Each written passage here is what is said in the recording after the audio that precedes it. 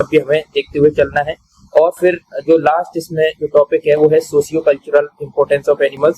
सबको पता रहता है कि क्या इम्पोर्टेंस है इसमें, मिल्क के लिए करते हैं, मिल्क से मिल्क प्रोडक्ट्स बनाते हैं, तो वो सब आप ऑलरेडी एलपीटी में अभी पढ़ने वाले हैं, तो यहाँ इतना कोई ज्यादा आपको लोड लेने की आवश्यकता नहीं है ना। इसके बाद में आपकी यूनिट 2 जो है वो वेटनरी एनाटॉमी और फिजियोलॉजी और बायोकेमिस्ट्री की है। तो इसमें आपको बिल्कुल ज्यादा लोड नहीं लेना है, क्योंकि एनाटॉमी एक ऐसा सब्जेक्ट है, इससे जनरली आपसे एग्जाम में ज्यादा से ज्यादा पूछेगा तो 2 क्वेश्चन या फिर और कम से कम 1 क्वेश्चन इसमें बनता है। तो आप ऊपर से इसको पढ़ेंगे, ज्यादा डीपली जाएंगे, क्योंकि एनाटॉमी आपको भी पता है बहुत ज्यादा रटने वाला सब्जेक्ट है ना। तो मैंने बेसिकली क्या किया था, बस इसको ऊपर से पढ़ा था, क्योंकि मुझे पता था इससे 1 क्वेश्चन आने वाला है। तो 1 क्वेश्चन के लिए मैं बाकी टॉपिक्स के साथ कॉम्प्रोमाइज नहीं करना चाहता था। हालांकि आपको पढ़ के हुए सब चलना है। एनाटॉमी अगर आपके पास टाइम है आप इसको पढ़ के जा सकते हैं, लेकिन आप ऊपर से इसको पढ़िए। उसके बाद में फिजियोलॉजी है।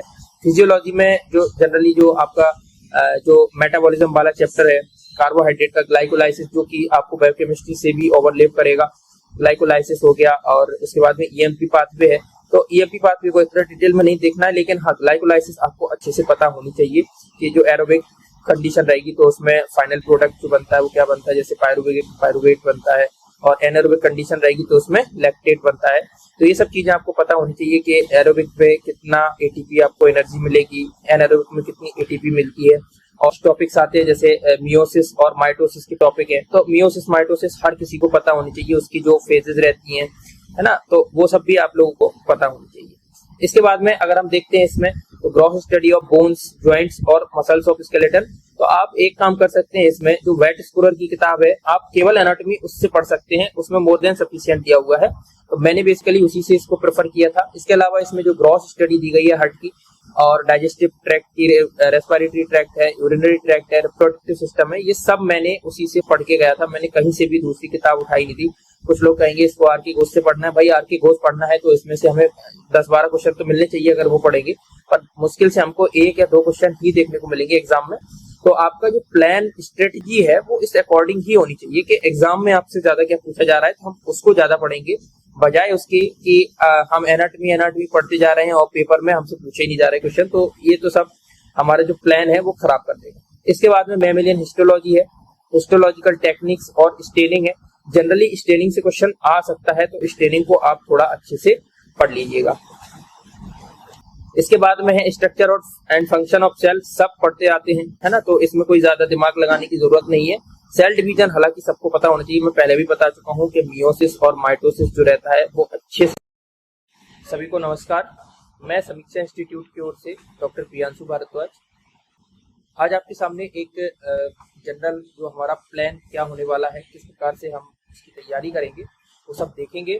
और साथ में जो सिलेबस है जो हमें लोक सेवा आयोग द्वारा दिया गया है, केवल हमें उसी के माध्यम से पढ़ाई करनी है। कुछ भी हमें अननेसेसरी ज़्यादा पढ़ाई नहीं करनी है, क्योंकि आपको भी पता है आप 5.5 साल की डिग्री करके आए हो, 4 महीने में अगर आप पूरा सिलेबस पढ़ पाओ ये पॉसिबल नहीं है। तो हम केवल अगर उन टॉपिक्स पर फोकस करेंगे जो टॉपिक्स लोक सेवा आयोग ने हमको सिलेबस के तौर पे दिए हैं, तो बेसिक तौर पे अगर आप उतना कर लोगे तो आप बहुत अच्छी कंडीशन में होगे आप अपने एग्जाम तक। तो इस वीडियो में मैं आपके साथ यही सब शेयर करने वाला हूँ। 2024 के VAS के एग्जाम में मैंने 89th रैंक हासिल की थी और मैं रिसेंटली सिलेक्टेड हुआ हूँ। तो आपको मैं बेहतर तरीके से बता पाऊंगा कि इसमें आपको किस तरीके से अप्रोच लेनी है, जो भी आप पढ़ेंगे उसको आपको कहाँ से पढ़ना है, कौन सा टॉपिक जो है वो हमको बहुत ज़्यादा डिटेल में नहीं पढ़ना है। जैसे तो चलते हैं हम सीधे अपने सिलेबस पे। तो अगर आप कहेंगे तो इसमें सिलेबस जो आप देखेंगे, जो यूनिट 1 है वो जनरल है, उसमें हमें इन जनरल पढ़नी है सब चीज़ें। तो ये सब चीज़ें जो हैं आप नॉर्मली जो वाइल्ड लाइफ किताबें आती हैं या फिर डॉक्टर बेड के जो नोट्स रहते हैं आप उससे इसको रेफर कर सकते हैं। जैसे कि कॉमन ऑफेंसेस हैं अगेंस्ट एनिमल्स, तो इसमें एक चीज़ का जरूर याद रहे, क्योंकि पहले जो इंडियन पीनल कोड की धाराएं चलती थी वो चेंज हो गई हैं अभी भारतीय न्याय संहिता में, तो उसको आपको देख के चलना है, क्योंकि हो सकता है ये क्वेश्चन आपको डायरेक्टली आपके एग्जाम में देखने को मिल सकता है। इसके बाद में क्या होता है, बहुत सारे animal welfare board of India है, तो इसमें केवल आपको इसके बारे में पढ़ना है कि एनिमल वेलफेयर बोर्ड जो है उसकी शुरुआत कब हुई थी, इसका अभी करंट में कौन चेयरपर्सन है। तो ये सब चीजें आपको देखते हुए चलना है। साथ में जूरिस्प्रूडेंस इन वेटनरी प्रैक्टिस जैसे ये टॉपिक दिया गया है। तो नॉर्मल सी चीजें हैं जूरिस्प्रूडेंस वाली, जो ड्राउनिंग होती है या इलेक्ट्रोक्यूशन होता है तो उसमें पीएम एग्जामिनेशन जब करते हैं तो उसमें आपको क्या देखने को मिलता है, तो ये सब चीजें आपको इन जनरल पढ़नी है। साथ में लीगल ड्यूटीज ऑफ वेटनेरियन, ये सबको पता ही होती है, तो मुझे नहीं लगता कि इसमें ज्यादा दिक्कत आएगी और इससे क्वेश्चन भी लगभग ना के बराबर ही देखने को मिलेगा। हाँ, इसके बाद में जो टॉपिक है पोस्टमार्टम और वेटो लीगल एग्जामिनेशन, ये आपको एक चीज पता होनी चाहिए कि अलग अलग स्पीसीज जो रहती हैं उनमें जो पोस्टमार्टम हम करते हैं तो उसमें लिटाने की पोजीशन क्या होगी, इंसिजन कहाँ से कहाँ तक दिया जाएगा। इसके अलावा कोई कुछ पर्टिकुलर बीमारियां रहती हैं जिनमें कुछ हमें पोस्टमार्टम फाइंडिंग्स देखने को मिलती हैं, वो सब आगे चल के आपको शेयर कर दी जाएंगी, बता दी जाएंगी, तो वो सब भी आपको अच्छे से पढ़ना है। इसके बाद में एडल्ट्रेशन ऑफ ड्रग जो चलता है उसके कौन कौन से नियम है, कौन कौन से है। हालांकि एनिमल ब्रीडिंग पॉलिसीज जो हैं और प्रोग्राम्स हैं सेंट्रल प्लस स्टेट, ये आपको 100% आने चाहिए बहुत अच्छे से, क्योंकि इससे क्वेश्चन पूछे जाने की उम्मीद बढ़ जाती है। इसके बाद में जो हमारी नेक्स्ट यूनिट है फार्मेकोलॉजी, भाई इसमें लोगों को घुसना नहीं है, इसमें हम डिटेल में अगर घुसेंगे तो आपको भी पता है फार्मेकोलॉजी ही खत्म नहीं हो पाएगी हमारी चर्चा। तो फार्मेकोलॉजी में जो टॉपिक्स इसमें दिए गए हैं, जनरली फार्मेकोकाइनेटिक्स जो पढ़ना है आपको, फार्मेकोडायनामिक्स पढ़ना है, इसको आप संधू से पढ़ेंगे।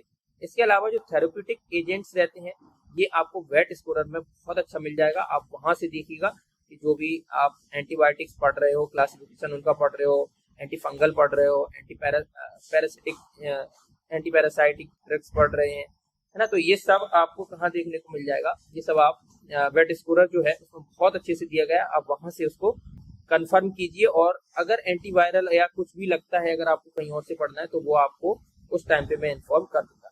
एंटी कैंसर जो एजेंट्स रहते हैं वो पढ़ने हैं केवल आपको, फार्माकोलॉजिकल और थेरेप्यूटिक एफिकेसी इन्हीं ड्रग्स की पढ़नी है। देखिए बहुत सारे टॉपिक्स जो हैं वो एमपीपीएससी वेटनरी असिस्टेंट सर्जन के एग्जाम में है ही नहीं फार्माकोलॉजी से, जैसे सीएनएस स्टिमुलेंट रहते थे, है ना, और बाकी के और भी टॉपिक्स हैं जो बहुत सारे जो दिए गए हैं फार्माकोलॉजी में, वो आपको देखते हुए नहीं चलना है, उनको आपको बिल्कुल इग्नोर करते चलना है। तो जो पीएससी कहती है कि उनने अपना सिलेबस दिया है, पेपर हमेशा उसके अकॉर्डिंग ही बना है, कभी भी उसके आजू बाजू भी पेपर नहीं आया, वो पेपर उसी टॉपिक्स में आपको बना के देंगे। इसके बाद में एलपीटी जो है, एलपीटी से भी अच्छे खासे क्वेश्चन पूछे जाते हैं, तो आपको मिल्क और जो मीट है उसको बहुत अच्छे से करना है, खासकर जो मिल्क वाला जो पोर्शन है उसकी फिजियोकेमिकल प्रॉपर्टीज है, और इसके अलावा मिल्क के बाई प्रोडक्ट्स जो रहते हैं वो क्या रहते हैं, और उसमें आपको ये याद करके चलना है कि इनमें फैट परसेंटेज कितना होता है हर किसी का।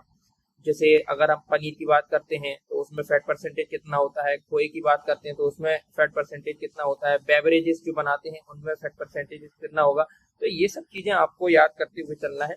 इसके अलावा जो मीट वाला टॉपिक है उसमें आपको जैसे कि मीट में हम पढ़ते हैं कि कितने प्रकार का मीट रहता है, एक उसमें कौन कौन से विकार आ जाते हैं, और इसके अलावा जैसे पीएससी होता है, डीएफडी रहता है, किसमें पाया जाता है, और बाई प्रोडक्ट्स जो रहते हैं मीट के, मिल्क बाई प्रोडक्ट्स रहते हैं, ये सब चीजें आपको जब हम पढ़ेंगे तो एक बार देख लेंगे। इसके अलावा एंटीमॉर्टम और पोस्टमार्टम एग्जामिनेशन जो हम करते हैं मीट की, तो वो आपको पता होना चाहिए। मेथड्स जो रहते हैं उसको, जो स्लॉटरिंग के, तो कब स्लॉटर करते हैं, स्लॉटरिंग कितने मेथड्स रहते हैं, उसमें आपसे ये क्वेश्चंस जनरली पूछे जाते हैं। अगला जो हमारी यूनिट है, 8th यूनिट है, वो एक्सटेंशन है। एक्सटेंशन को आप ज्यादा लोड से मत पढ़िएगा, कुछ टॉपिक्स हमें जो पढ़ने हैं वो सीधे सीधे एनिमल साइंस रिफ्रेशर से पढ़ने हैं, और जो कुछ टॉपिक्स हैं वो हमको डॉक्टर वेट जो है उसके जो नोट्स पाए जाते हैं उनमें मिल जाएंगे, वो वहीं से पढ़ने हैं, ज्यादा अलग भटकने की इसमें आवश्यकता है नहीं। जो 9वीं यूनिट है वो animal reproduction and common surgical interventions. Animal reproduction से आपको अच्छी खासी क्वेश्चंस पढ़ने को मिल जाएंगे। आपको इसमें हार्मोन्स को बहुत अच्छे से करके चलना है, साथ में जो डिस्टोकिया वगैरह है इसको आपको अच्छे से देखते हुए चलना है, फीटोटॉमी वगैरह ये सभी इसी के अंदर आ जाएंगे, तो ये देखते हुए चलना है। और एक MOET करके जो टेक्निक बनी है वो आपको जरूर पढ़नी है, multiple ovulation embryo transfer technology है, और साथ में जो इसके जैसे बहुत सारे रिप्रोडक्टिव डिसऑर्डर्स रहते हैं, जैसे मेट्राइटिस, एंडोमेट्राइटिस, प्यूबरल मेट्राइटिस और भी तमाम रहते हैं, पायोमेट्रा रहता है, तो ये सब भी आपको पता होना चाहिए। इसके बाद में जो सर्जरी में हम देखेंगे, तो सर्जरी मैंने बेसिकली किताब से इसको नहीं पढ़ के गया था, मैं इसको जनरली वेट स्कोरर पढ़ी थी और कोई एक किताब और थी, मैंने इससे सर्जरी को पढ़ा था क्योंकि मेरे पास थोड़ा कम टाइम बचा था। तो इसके लिए आप क्या करना, इसको मैं बता दूंगा, आपको नोट्स भी शेयर कर दूंगा। तो सर्जरी और रेडियोलॉजी से उतने ज़्यादा क्वेश्चंस पेपर में बनते नहीं है, तो मैंने इतना ज़्यादा फोकस किया नहीं था, लेकिन आप करके जाइएगा, इसमें हो सकता है कि 2 से 3 क्वेश्चंस आपको सर्जरी से देखने को मिल जाए। इसके बाद में जो अगला 10वीं यूनिट है वो डिसीजेस वाली है। जनरली जो इसमें सारी डिसीजेस रहती हैं, आपको पूरी डिसीजेस पढ़ के लाने की आवश्यकता है नहीं, कुछ इंपॉर्टेंट डिसीजेस रहती हैं जिनसे क्वेश्चंस बनते हैं, वो जब हम पढ़ेंगे तो उनको मैं आपको बता दूंगा। इसके अलावा कुछ इंपॉर्टेंट जूनोटिक डिसीजेस रहती हैं, वो आपको पढ़ के चलना है ना। और टॉक्सिकोलॉजी जो रहती है वो बहुत इंपॉर्टेंट है, उससे क्वेश्चंस बनते ही बनते हैं, तो टॉक्सिकोलॉजी को आपको बहुत अच्छे से करके जाना है। जैसे मेटल्स, नॉन मेटल्स, इनकी टॉक्सिसिटी होती है, और कुछ सब्सटेंसेस रहते हैं, जैसे ब्रैकनफन पॉइजनिंग रहती है तो उससे थायमीन डिफिशियंसी आ जाती है। ऐसे तमाम तरीके के जो होंगे वो हम पढ़ेंगे। तो धीरे धीरे हम इस तरीके से अपना जो है सेटअप करेंगे कि हमारा कम समय में ज़्यादा से ज़्यादा जो सिलेबस है वो पूरा हो जाए। और आप देख रहे होंगे जो इसमें सिलेबस 10 यूनिट तक जो दिया गया है, इसके बाद में आप देखेंगे तो हमारे पास वीपीएच जो बचता है वो हमारे इसमें सिलेबस में ही नहीं है, तो आपको गलती से भी वीपीएच को नहीं उठाना है। एनिमल टेक्नोलॉजी वाला पोर्शन है, तो इसमें कुछ पोर्शन दिया गया जैसे पीसीआर वगैरह, ये पढ़ना है हमको, रिकॉम्बिनेंट डीएनए टेक्नोलॉजी के यूजेस पढ़ने हैं, तो ये हम देखते चलेंगे। इसके बाद में माइक्रोबायोलॉजी है, तो आपको उनको भी बिल्कुल छू के नहीं चलना है क्योंकि वो सिलेबस में नहीं है। पैथोलॉजी बिल्कुल भी सिलेबस में नहीं है, आपको नहीं पढ़ना है बिल्कुल भी, और इसमें कंफ्यूजन भी नहीं रखना है कि इससे क्वेश्चंस आपको देखने को नहीं मिले। पैथोलॉजी का बस एक पार्ट जो मुझे लगता है पूछा जाता है, जैसे पीएम एग्जामिनेशन है, तो वो हम लोग पैथोलॉजी से ही पढ़ेंगे। तो पैथोलॉजी में जब हम पढ़ते हैं तो उसमें हमें पीएम फाइंडिंग्स वगैरह भी वहीं देखने को मिल जाएगी। तो इस तरीके से हम स्टार्ट करेंगे, तो अच्छे से एक एक व्यक्ति को आना चाहिए। और साथ में जो एम्ब्रियो फीटस है उसकी स्टेज वाइज स्टडी बहुत सिंपल है, ये आर के घोष से आपको देखनी है, ये जरूर पढ़ के जाइएगा, इंपॉर्टेंट टॉपिक में से काउंट किया जाता है। अब हम बात करते हैं किसकी, तो इसमें फिजियोलॉजी में आपका डाइजेशन है, डाइजेशन चैप्टर। इसके लिए मैंने एक फिंगर टिप्स नाम की एक किताब आती है, एनिमल साइंसेस फिंगर टिप्स, तो मैंने फिजियोलॉजी टोटली वहां से की थी। इसके साथ में कुछ चीजें जो थी वो मैंने अलग अलग जो किताबें रहती हैं उससे रेफर की थी। तो ये सब आप देख सकते हैं, जब इसमें पढ़ाया जाएगा आपको क्लासेस के बाद में, तो आपको बता दिया जाएगा कि कौन सा टॉपिक किस बुक से पढ़ना है। ब्लड सर्कुलेशन है, ये भी आप देख लेंगे, बहुत कोई ज़्यादा बड़ा नहीं है, डॉक्टर वेट से देख सकते हैं आप चाहे तो। इसको ब्लड प्रेशर जो है ये भी देख सकते हैं। रीनल फंक्शन जो रहते हैं ये सब ज़्यादा इंपॉर्टेंट है नहीं। बाकी हार्मोनल कंट्रोल ऑफ लैक्टोजेनेसिस, इससे क्वेश्चन पूछा जा सकता है आपसे। इसके बाद में अगला जो टॉपिक आता है इसमें environmental stress and it's management, ये इंपॉर्टेंट टॉपिक है ना। जितने भी आपसे जो प्रैक्टिकली एक मतलब कुछ टॉपिक्स होते हैं ना जो प्रैक्टिकली आपको बनने चाहिए, तो वो टॉपिक्स जो रहते हैं आप बेसिकली उन पे ज्यादा फोकस करिएगा, क्योंकि उनको भी पता है इनको फील्ड में काम करने जाना है, तो वो आपसे क्वेश्चंस उसी के अकॉर्डिंग पूछेंगे। इसके बाद में कुछ एडेप्टेशंस रहती है, और शॉक जो रहता है, शॉक बहुत फेवरेट टॉपिक है, आप इसको बहुत अच्छे से पढ़ के जाइएगा। शॉक की डेफिनेशन, शॉक के टाइप्स कौन से रहते हैं, ये सब आप पढ़ के 100% जाइएगा, इससे क्वेश्चन बनने की उम्मीद रहती है। अब हम अगर चलते हैं तीसरी यूनिट को लेके, तो जिसका नाम है live stock and poultry management. भाई इससे क्वेश्चन अच्छे खासी मात्रा में बनेंगे आपको, तो इसको तो आपको बिल्कुल छोड़ना ही नहीं है। आप इसके लिए चाहे तो थॉमस एंड शास्त्री को प्रेफर कर सकते हैं, और जो पोल्ट्री है, पोल्ट्री के लिए आप बेसिकली ज्यादा नहीं तो एनिमल साइंस रिफ्रेशर प्लस इसमें जो आप कॉलेज में गए होंगे तो कुछ नोट्स मिले होंगे, अगर आपने नहीं मिले हैं तो वो आपको शेयर कर दूंगा बाद में, तो वो देख लीजिएगा। आपको पोल्ट्री केवल वहीं से पढ़ना है, इसके अलावा और कहीं से नहीं पढ़ना है। पूरा का पूरा पोल्ट्री जो होगा ना वो आपका इन्हीं से पेपर बन जाएगा।